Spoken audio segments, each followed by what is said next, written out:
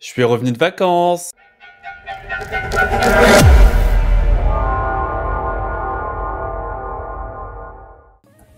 Hey yo, what's good my boy, j'espère que tu vas bien. Comme tu l'as vu en intro, j'ai été en congé là ces 2 dernières semaines, donc il n'y a pas eu beaucoup de vidéos. Cependant, je t'avais préparé 2 vidéos pour que tu t'ennuies pas trop de moi, hein, bien évidemment.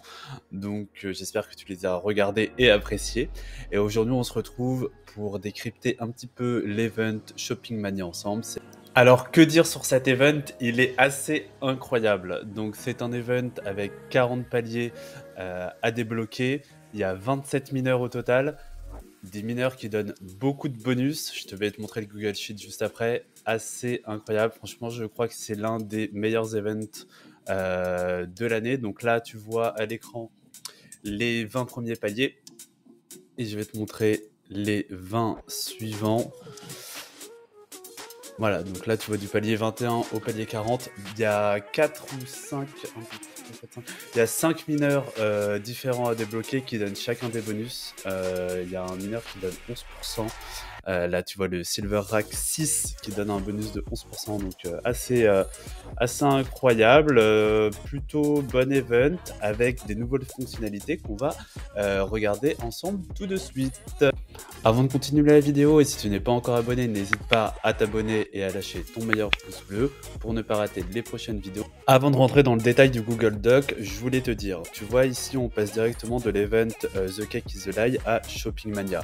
Et étant donné que j'ai été en congé ces 2 dernières semaines, j'ai pas pu lister les events. Ce que je vais faire hors vidéo, hein. L'idée en fait c'est qu'on ait une overview, une vue générale, toi et moi, sur les différents events qui se passent sur l'année sur Rollercoin, afin qu'on puisse savoir quels sont les bons events des mauvais events et donc tirer un maximum de rentabilité de ces events, garder nos RLT quand l'event n'est pas rentable et les dépenser sur les events qui sont les plus rentables, comme cet event Shopping Mania. Alors, comme je te le disais tout à l'heure, nous sommes sur un event de 40 paliers de récompenses à débloquer. Pour débloquer ces 40 paliers, il te faudra atteindre un total de 24 755 000 XP au total, ce qui est absolument énorme.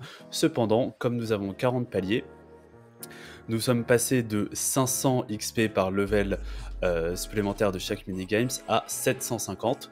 Je te détaillerai d'ailleurs tout à l'heure, un peu plus tard dans la vidéo, les calculs pour savoir combien est-ce que tu peux gagner par jour en faisant différents mini-jeux. Donc le calcul est juste là, je vais te l'expliquer un petit peu plus tard dans la vidéo. Comme je te le disais, nous avons 27 mineurs à débloquer au total. L'ensemble des mineurs débloquables sur cet event nous donne 6 400 000 GHS. Et si tu débloques tous les mineurs, tu auras un bonus de 34,75%, à condition que tu n'aies pas déjà l'un de ces mineurs dans ta room. Parce que je ne sais pas si je l'ai déjà dit dans une précédente vidéo, mais en fait les bonus des mineurs ne se cumulent pas, hein. C'est-à-dire que par exemple là tu vois le Candy Sweet ici, il donne un bonus de 4%, mais il donne un bonus de 4% une fois. Donc c'est-à-dire que si tu as 2 Candy Sweet, bah t'auras en fait que 4% de bonus, hein, ça se cumule pas. Mais ça je pense que la plupart des gens le savent, à part si tu es complètement débutant. C'est pour ça qu'il est intéressant de collectionner les mineurs en une seule fois. D'ailleurs, si on regarde les 3 joueurs en fait dans le top du classement sur Rollercoin, ils ont quasiment tous les mineurs en un seul exemplaire pour avoir un maximum de bonus. Si ça t'intéresse de regarder, tu peux regarder dans le leaderboard et tu constateras qu'ils ont un mineur en chaque exemplaire la plupart du temps. Tu dois ouvrir un total de 4 951 RLT box à 5 RLT si tu veux débloquer les 40 paliers. Ensuite, tu devras dépenser 70 728 RLT dans la marketplace si tu souhaites débloquer, encore une fois, les 40 paliers. Tu devras jouer un total de 99 020 mini-jeux pour débloquer les 40 paliers. Et nous arrivons à la nouvelle fonctionnalité qui n'était pas implémentée avant, sur les RLT for Merge. RLT for Merge, qu'est-ce que c'est? En fait, on va te récompenser par des points. Donc, tu vas pouvoir progresser dans le pass en mergeant donc soit des soit des pièces, donc les parties, les wires, les hashboards et les fans, ou alors en mergeant tes mineurs. En sachant que pour un RLT dépensé par merge, dans un merge, que ce soit 2 pièces ou de mineurs, tu vas gagner 2500 points. Donc c'est assez énorme. Et donc tu devras dépenser un total de 9902 RLT pour débloquer en merge, pour débloquer les 40 paliers du pass. Et du coup, cette nouvelle fonctionnalité d'être récompensé pour merger, donc que ce soit ces pièces ou ces mineurs, je trouve ça super intéressant et surtout, je trouve ça super bien payé. Donc 2500 points pour un RLT dépensé dans les merges, c'est quand même super fair. C'est ce qui est le mieux payé actuellement dans les récompenses.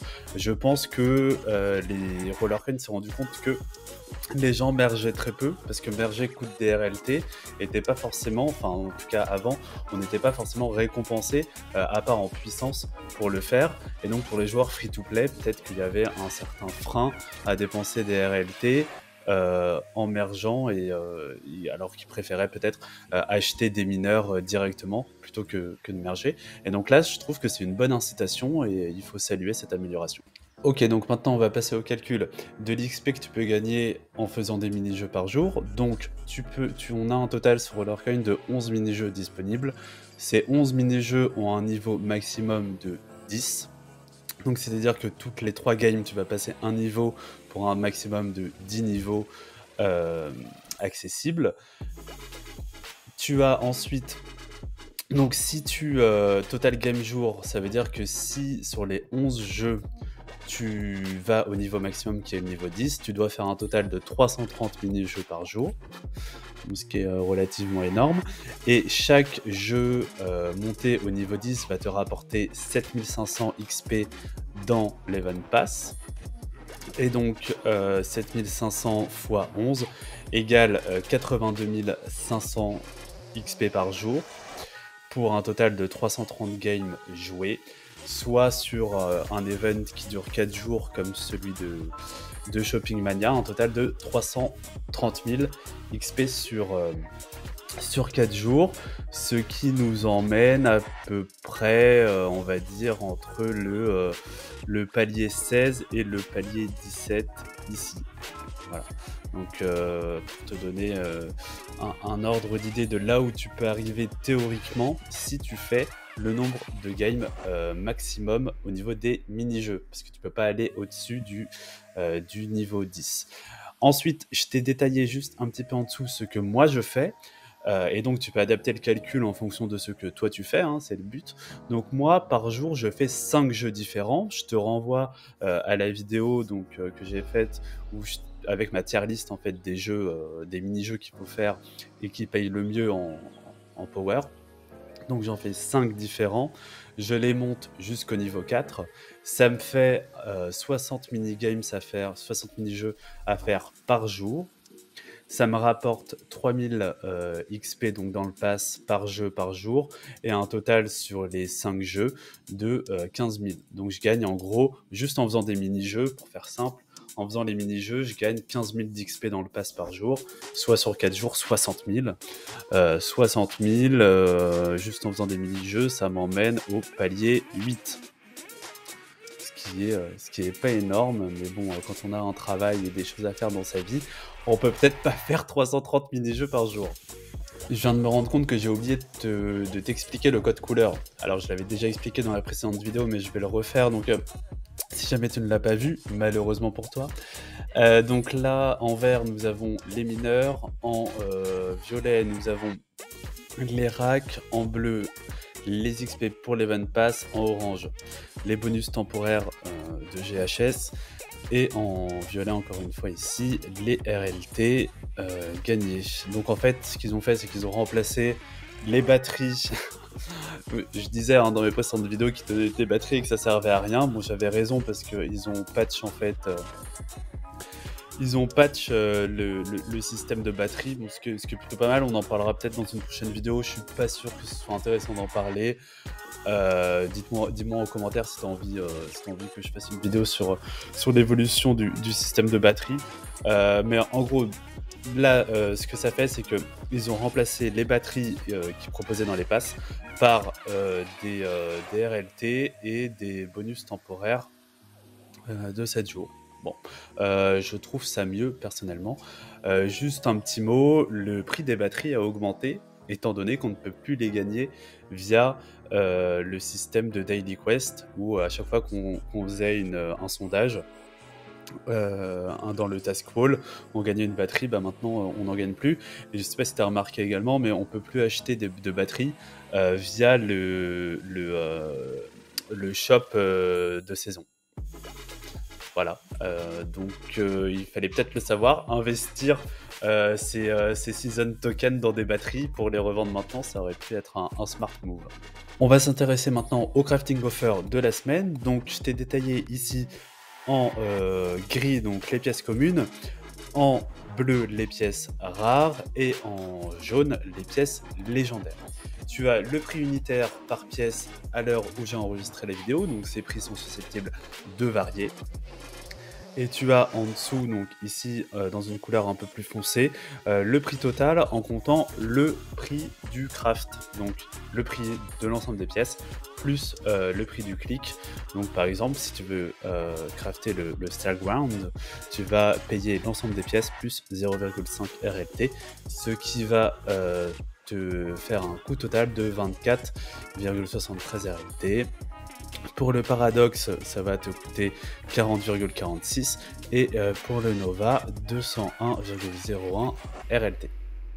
Un dernier mot sur ce que je vise ou ce que je ne vise pas et ce que je pense de cet event. Je pense que c'est un très bon event. Cependant, on arrive très rapidement au mois de décembre et à Noël.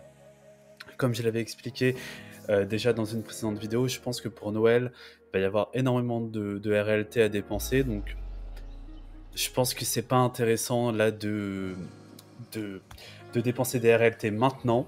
Je pense qu'il faut plutôt attendre le mois de décembre et qu'il y aura énormément de choses à acheter. Je sais que RollerCon l'année dernière avait été extrêmement généreux pendant le mois de décembre.